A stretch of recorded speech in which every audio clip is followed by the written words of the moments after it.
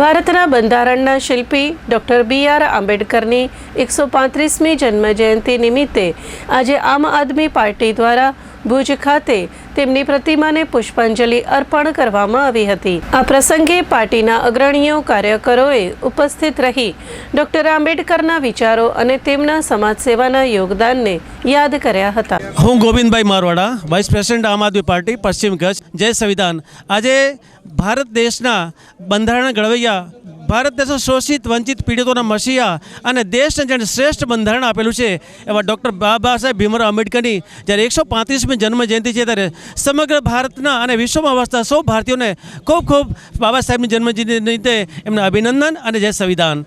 મિત્રો, આજે આપણે એવા શખ્સિયતની આપણે જન્મદિવસની ઉજવણી કરી છે જે ભારતનું ભાગ્ય લખ્યું છે, ભારતના ભાગ્ય વિધાતા છે, જેમણે ભારતને વિશ્વનું સર્વશ્રેષ્ઠ લોકશાહીનું બંધારણ આપેલું છે એવા બાબા સાહેબે કે જ્યારે આ દેશ ઉપર અંગ્રેજોનું શાસન ગયું અને દેશમાં કેમ ચલાવો એ બાબત જ્યારે ગડમથલ થઈ ત્યારે બાબા સાહેબ આંબેડકરે જે ભારત દેશે બંધારણ આપેલું છે એમાં સૌ સમગ્ર સમાજને, સર્વ નાના મોટા પીડિતો વંચિતો અને દેશના વિકાસની જો એમણે જો પાયો નાખ્યો એવા બાબા સાહેબ આંબેડકર છે કે જેમણે સમગ્ર અને ખાસ કરીને મહિલાઓને માટે તો બાબા સાહેબે આ બંધારણમાં જે એમણે કલમો નાખેલી છે એના થકી આજે મહિલાઓને ખૂબ સ્વતંત્રતા મળી છે।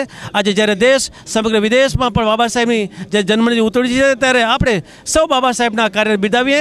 બાબા સાહેબ અમર રહો।